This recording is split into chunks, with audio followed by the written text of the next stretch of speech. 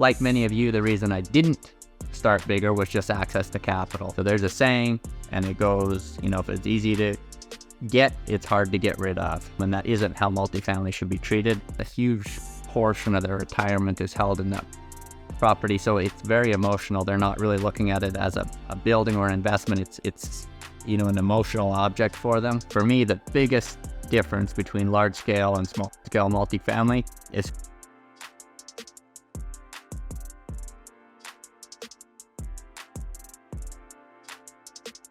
today I wanted to talk about scale, kind of walk you through going from buying 8-unit properties to 100-unit properties, what we learned along the way, some of the aha moments that I had, why I think it's important to have scale, why it's really the only way I feel like the business can work, all the inefficiencies of doing it small. Like many of you, the reason I didn't start bigger was just access to capital. We bought what we could afford at the beginning, and I think it's important to not get caught in that trap. Once you bought a 4-unit or a duplex or an 8-unit, it's very simple to just buy another one and buy another one.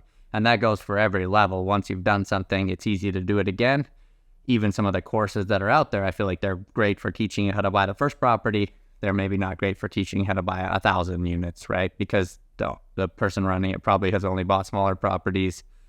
So that's what he's going to teach you, and that's what he's going to know. So make sure you're getting advice from people way above you.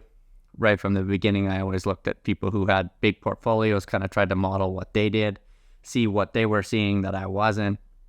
There's things like how they buy lower cap rates, and new investors generally look for high cap rates, things like that. I think it's important to just have a long-term vision right when you start. Even if you have to start small, figure out a way to get out of it.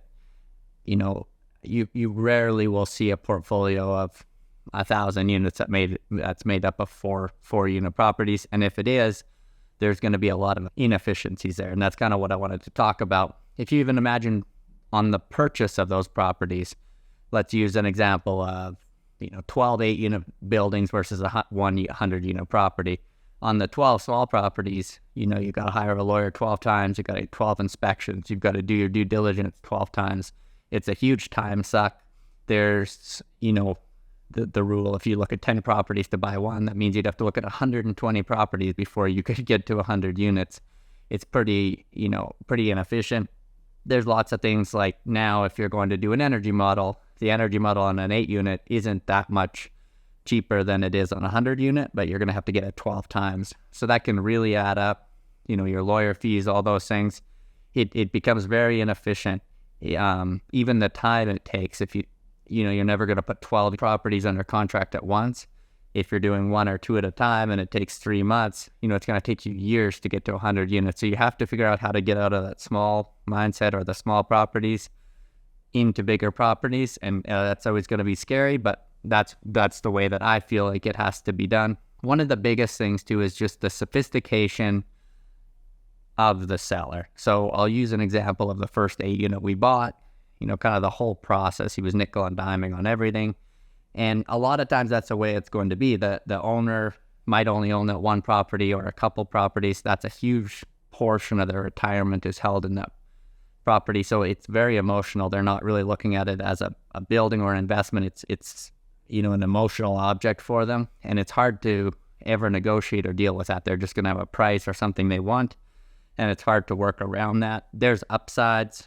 Smaller owners are generally going to be a lot more receptive to some kind of creative financing and things like that. But in our case, we bought that 8-unit building, and the night before we took over, we hadn't put in the contracts of security cameras. It was just kind of assumed they were coming with the building, and he went and took them out, to save $1,500. He could sell them on eBay or whatever. And you're not going to have that generally on a larger scale. So the 111 unit we just bought, it was kind of the exact opposite experience. It was an institution that owned it. During due diligence, we found out it had aluminum wiring, and it's very hard to insure those buildings. So we had a conversation with them. They right away went in and retrofitted the entire building. It was $60,000 or something. But they could see the bigger picture. They weren't going to let $60,000 hold up a $17 million deal, right? They were going to get it done. We're kind of working towards the same thing. They want to sell, we want to buy. And it's much more of a transaction when you're dealing with institutions or bigger companies or bigger owners.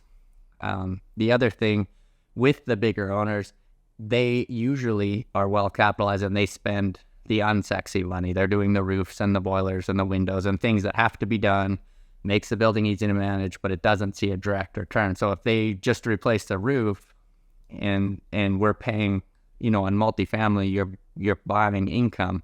So the income hasn't went up because they replaced the roof, but they might have put hundreds of thousands of dollars into that.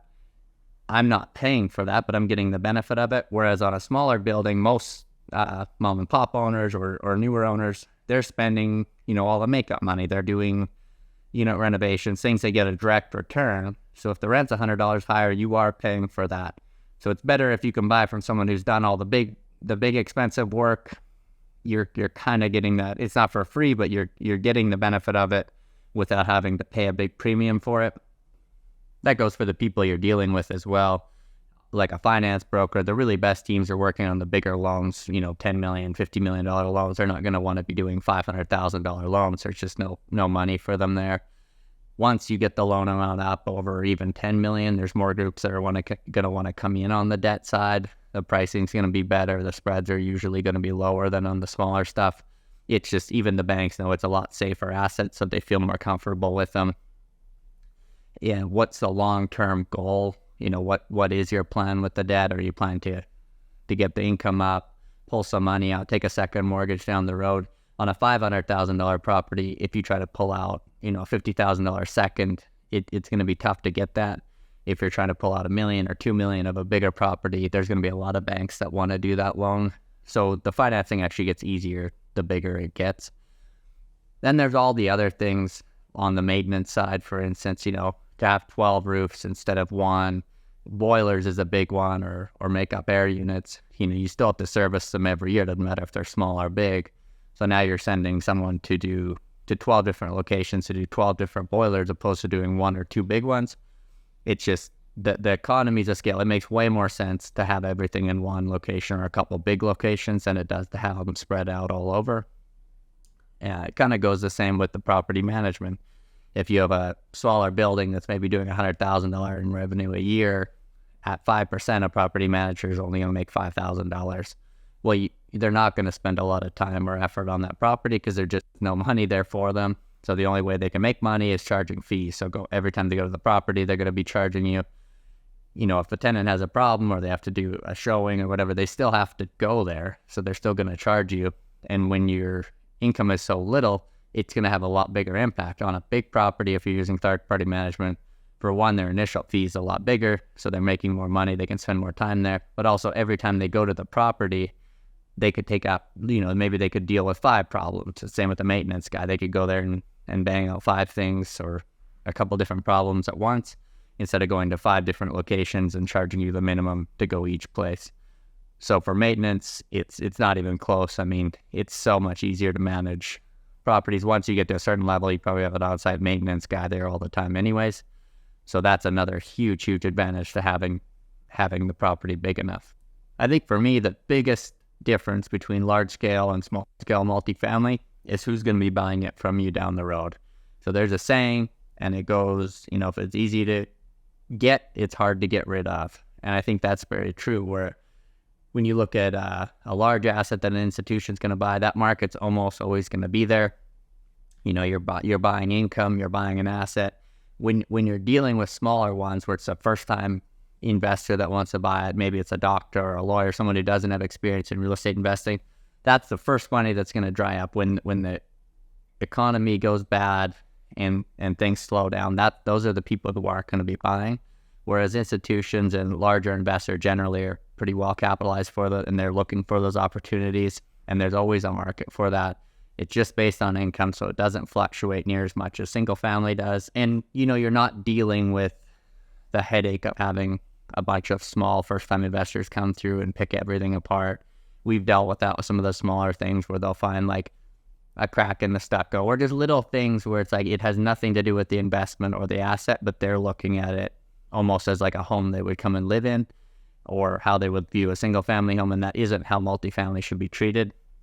So I think that who's going to buy it? So from the beginning, even it sounds hypocritical, some of this stuff, because we started with 8 units and now I'm telling people not to do it, but we always had a vision to go bigger as soon as it was possible. And now, today and kind of from the beginning, I would always look at an asset and say, who's going to buy this from me in 10 or 20 years? Is maybe an institution wouldn't buy this 50 or 100 unit property on its own, but if it was in a portfolio of 1,000 and they wanted to move into this market, would they buy it then? What premium would they pay if it's put together with a bunch of other really good assets? And that's always kind of has been the vision right from when we started the fund. The idea was we're going to get a bunch of regular people to come in, invest alongside of us. We're going to buy these big assets that individually people couldn't buy on their own. They're going to be a part of it. We're going to get the economies of scale, same as the big guys get, and have an exit at the end. So whether we decide to hold it or whether we decide to sell it, we have multiple options there down the road. So hopefully I gave you guys some stuff to think about today. If you are stuck in that cycle where you're just buying the same duplex or 4 units over and over, I know that's comfortable. Try to stretch, think outside, how you could get something bigger. It's always scary taking that next step, and then as soon as you do, that becomes a new normal. I think once you do buy a 50 or 100 unit property, you realize you can see the scale right away, and you'll see why the business works way better at that scale. But even for myself, I'm still looking at bigger projects all the time, bigger than we've done, and it's always scary and it's a risk to take that step, but that's part of the journey. So hopefully helped you guys out a little bit. If you have any questions, you can always reach out. I'm pretty accessible. If you're on Instagram, you DM me. It's going to be me that answers. Just type in Shane under. You should be able to find it. And we'll see you guys in a couple weeks. Thanks for listening.